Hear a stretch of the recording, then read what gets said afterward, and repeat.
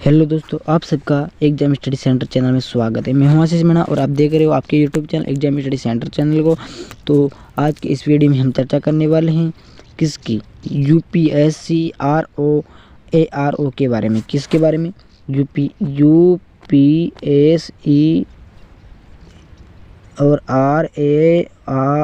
RO, इसके बारे में आज हम चर्चा करेंगे। यानी कि इसके बारे में पूरे 50 क्वेश्चन नहीं पूरे 35 क्वेश्चन देखेंगे। इसके बारे में पूरे 35 क्वेश्चन देखेंगे। ओके, शुरू करते हैं आज का वीडियो। देखो, तो पहला क्वेश्चन है, जीवाश्म ईंधन के बाद भारतवर्ष की ऊर्जा आवश्यकताओं की पूर्ति के लिए दूसरा सबसे महत्वपूर्ण स्रोत है।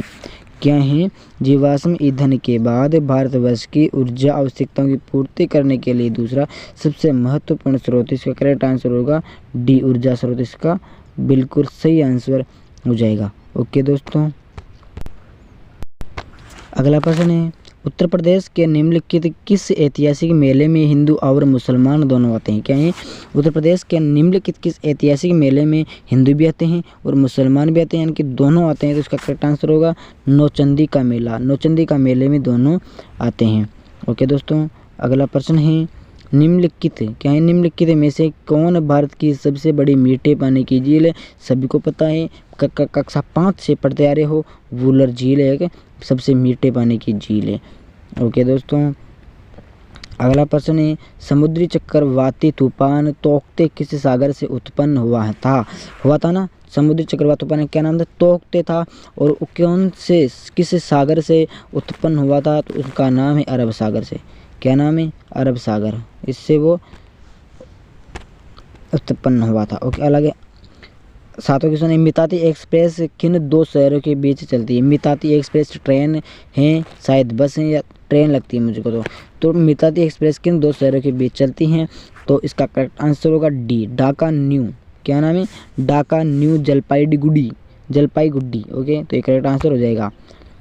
ओके, अगला प्रश्न है भाई दोस्तों, राज्य विधानमंडल की बैठक आयोजन करने के लिए कोरम क्या है? राज्य विधानमंडल की बैठक आयोजित करने के लिए कोरम यानी गणपूर्ति क्या है? तो इसका करेक्ट आंसर होगा डी, 10 सदस्य या कुल सदस्य का 10वां हिस्सा जो भी अधिक हो। तो इसका डी आंसर बिल्कुल करेक्ट होगा दोस्तों। अगला प्रश्न है, एक सितार में किस प्रकार की ध्वनि तरंगे उत्पन्न होती है?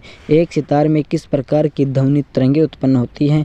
इसका करेक्ट आंसर हो जाएगा दोस्तों 10वें का डी, अपग्रामी एवं अनुप्रस्थ। ओके, अगला प्रश्न है 11वां। ओके दोस्तों, भारत में जिन व्यवसायों का विनियोग 1 करोड़ तक तथा कारोबार 5 करोड़ तक है, उन्हें किस नाम से जाना जाता है? उन्हें जाता है सूक्ष्म यानी छोटे, न्यूनतम।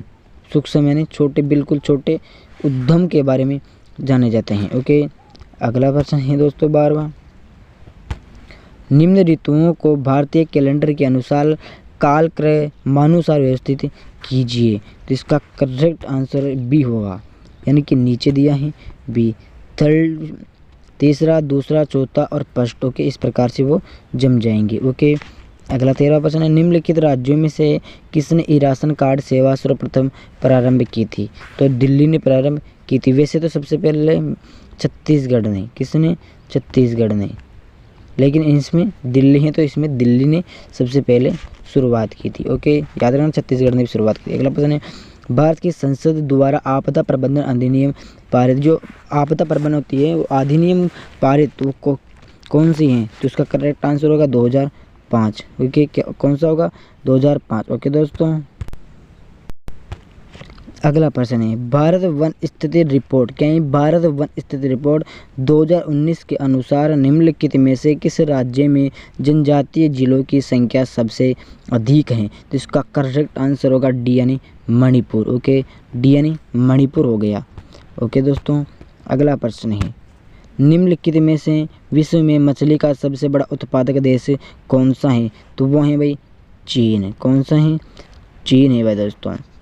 अगर 18वां प्रश्न है, वर्तमान उत्तर प्रदेश में भारत के प्राचीनतम 16 महाजनपद में से कुल कितने महाजनपद स्थित हैं? कुल कितने जनपद हैं भाई? 16, पूरे 16 जनपद स्थित हैं।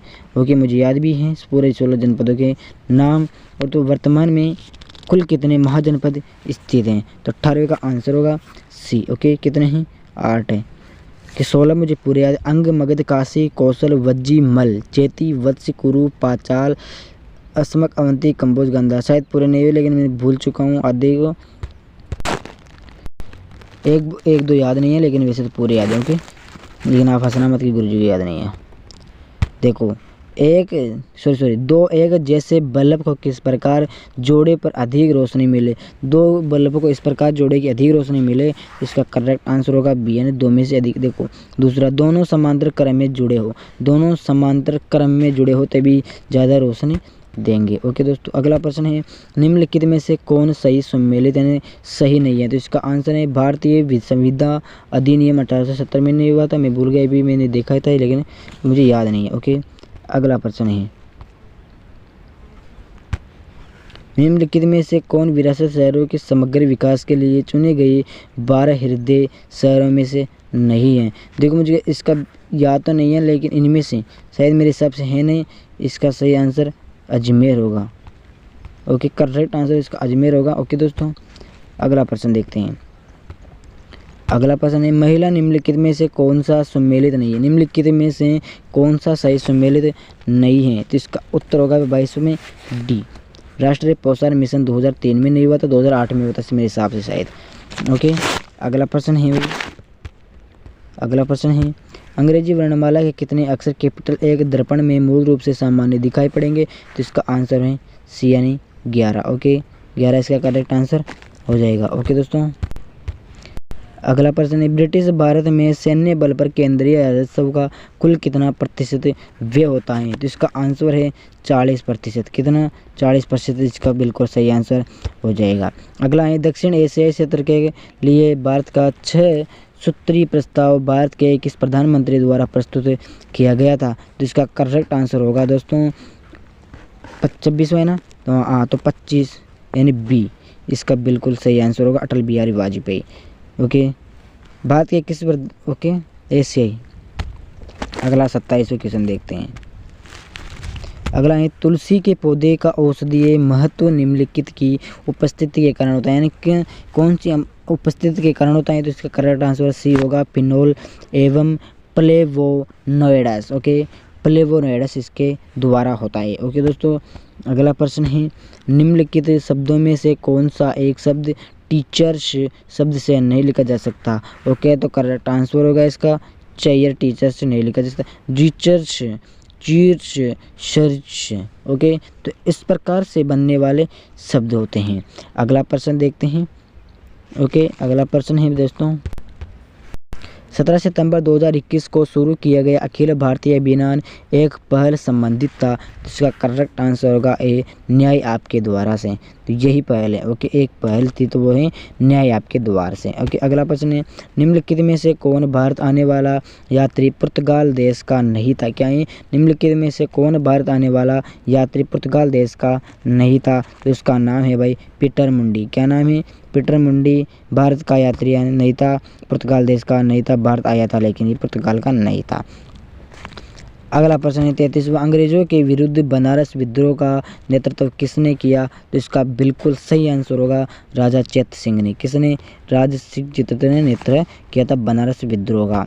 ओके दोस्तों, अरे भाई हट जाओ।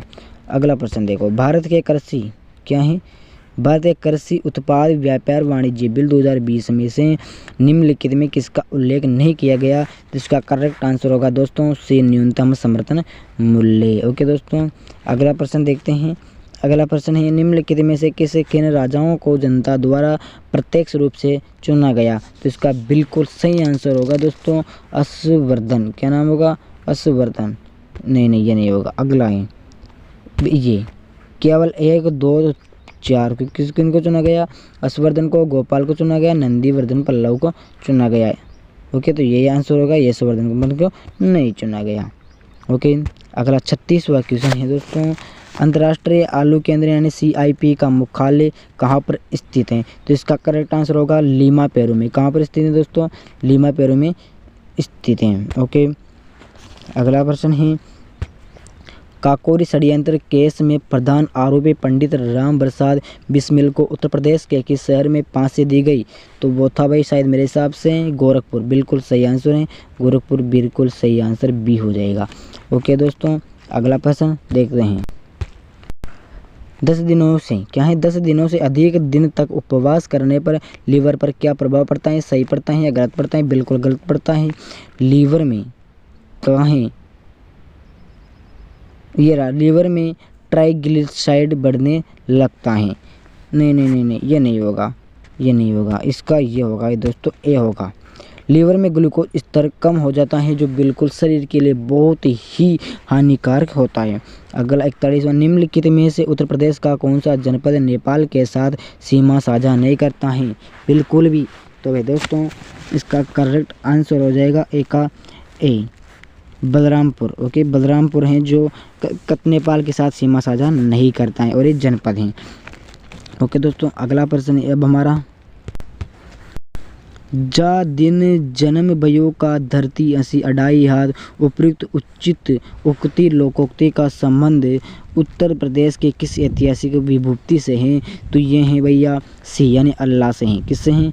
अल्लाह से हैं। ओके दोस्तों, अगला प्रश्न, नदी का जल प्रदूषण मापा जाता है, यानी जो नदी का जल प्रदूषण होता है वो किस यंत्र यानी किसके द्वारा मापा जाता है? इसका करेक्ट आंसर होगा डी, जल में घुली ऑक्सीजन की मात्रा से।